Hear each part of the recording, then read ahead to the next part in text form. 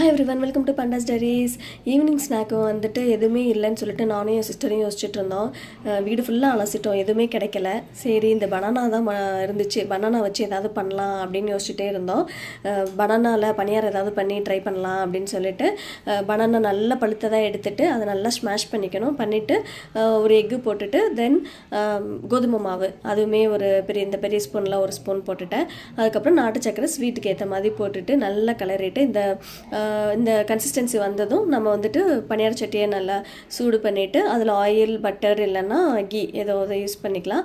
நாங்கள் வந்து ஆயில் ஊற்றிட்டு அதுக்கப்புறம் இந்த மாவை எடுத்து நல்லா ஊற்றிட்டோம். எல்லா குழிலையும் நல்லா முன்னாடி பின்னாடி நல்லா வேக வச்சுட்டு எடுத்தோன்னா செம்ம டேஸ்ட்டான ஒரு பனானா பணியாரம் வந்துட்டு ரெடி ஆகிடுச்சு.